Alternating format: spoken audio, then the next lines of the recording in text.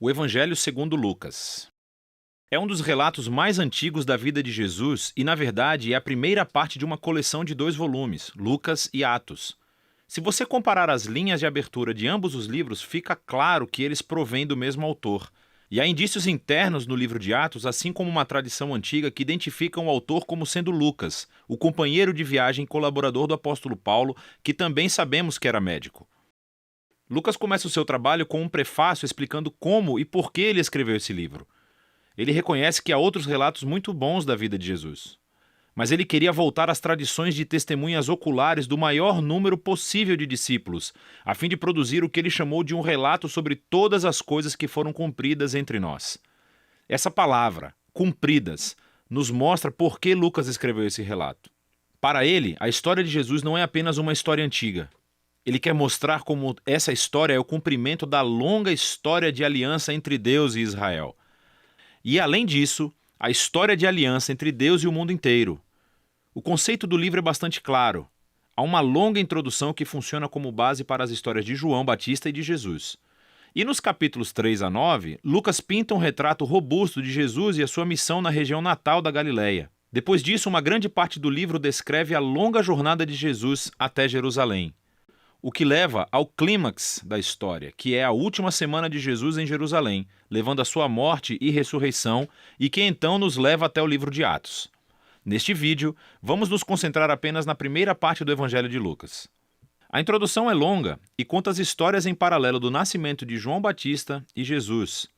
Há um casal idoso de sacerdotes, Zacarias e Isabel, uma jovem solteira, Maria e José.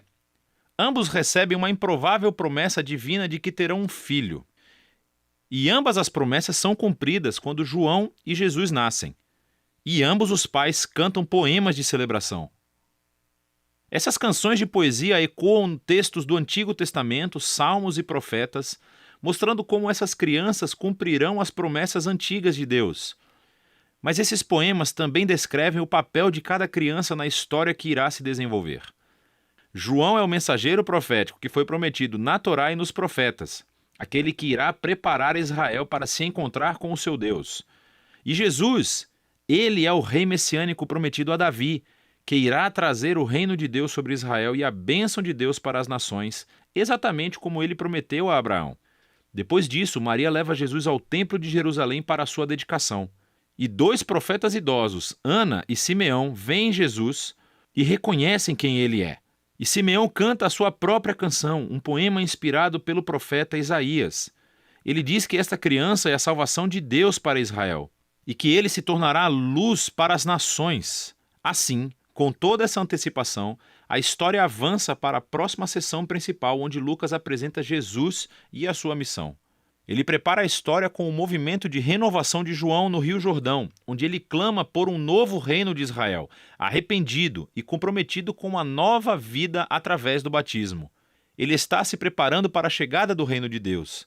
E então Jesus aparece como o líder desse novo Israel e ele é marcado pelo Espírito e pela voz de Deus que vem do céu. Ele é o Filho amado de Deus. Depois disso, Lucas segue com a genealogia e traça as origens de Jesus, primeiro até Davi, depois até Abraão e, por fim, até o início da história de Adão, no livro de Gênesis. Lucas afirma aqui que Jesus é o rei messiânico de Israel que trará a bênção de Deus não apenas a Israel, a família de Abraão. Ele veio para todos os filhos de Adão, para toda a humanidade. Depois disso, Lucas estrategicamente relata a história de Jesus seguindo rumo à sua cidade natal, Nazaré, onde ele inicia a sua missão pública. Em uma reunião na sinagoga, Jesus se levanta e lê do livro de Isaías dizendo: "O Espírito do Senhor está sobre mim, para pregar boas novas aos pobres e liberdade para os prisioneiros, nova visão para os cegos e libertação aos oprimidos." Agora, assim como os outros evangelhos afirmam, esse Jesus apresentado é o rei messiânico que traz as boas novas do reino de Deus. Mas o que Lucas destaca de uma maneira única são as implicações sociais da missão de Jesus. Então ele traz liberdade, cuja palavra grega é aphesis. Literalmente significa libertação e se refere à antiga prática judaica do ano do jubileu, descrita em Levítico 25. É quando todos os escravos israelitas foram libertados, quando as dívidas das pessoas foram canceladas, quando a terra vendida foi devolvida às famílias. É tudo uma reencenação simbólica da justiça e da misericórdia libertadora de Deus. E então Jesus diz que esta boa nova de libertação é especificamente para os pobres. Agora, no Antigo Testamento, os pobres, ou em hebraico, ani, fazem parte de uma categoria muito mais ampla do que apenas as pessoas com pouco dinheiro. Refere-se também às pessoas de classe social baixa na sua própria cultura, como pessoas com deficiência, assim como mulheres, crianças e idosos.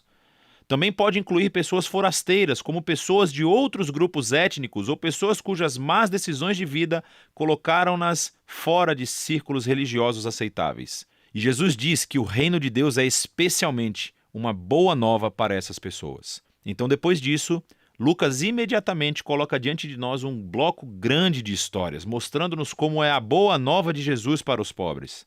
Ela envolve a cura de uma mulher doente acamada, ou de um homem que tem uma doença de pele, ou alguém que esteja paralisado. Há histórias aqui também sobre Jesus acolhendo na sua comunidade um cobrador de impostos, Levi, que não é financeiramente pobre, mas um forasteiro social. Há uma história sobre Jesus perdoando uma prostituta.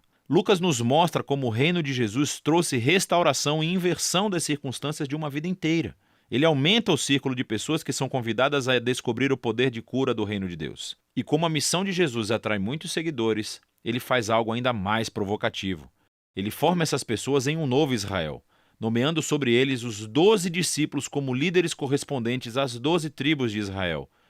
E então Jesus ensina seu manifesto de um reino invertido, ou como Lucas o chama, o sermão dado na planície.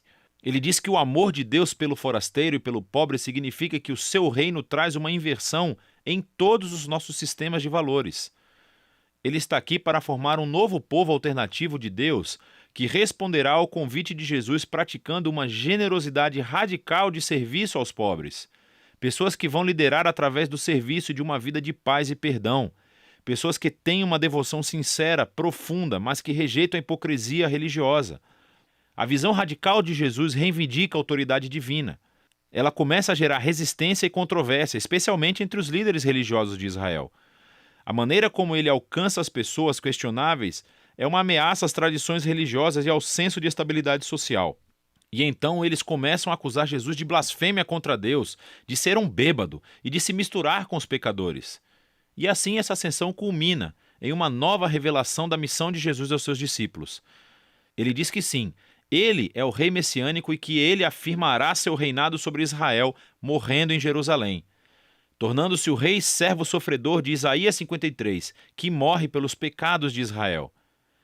E então essa ideia chocante é explorada na próxima história, quando Jesus sobe a uma montanha com 3 de seus discípulos e de repente é transformado diante deles.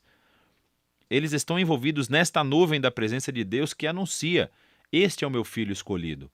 E Moisés e Elias também estão lá, os outros 2 profetas que encontraram a presença e a voz de Deus em uma montanha. E Lucas nos diz que eles estão conversando sobre o êxodo de Jesus, que ele estava prestes a cumprir em Jerusalém. Essa palavra grega, êxodo, é uma referência clara à história do êxodo. Lucas retrata Jesus aqui como um novo Moisés, que levará seu recém-formado Israel à liberdade e à libertação da tirania do pecado e do mal em todas as suas formas, pessoal, espiritual e social. E isso nos leva para a segunda metade do livro. Mas, por enquanto, essa é a primeira metade do Evangelho de Lucas.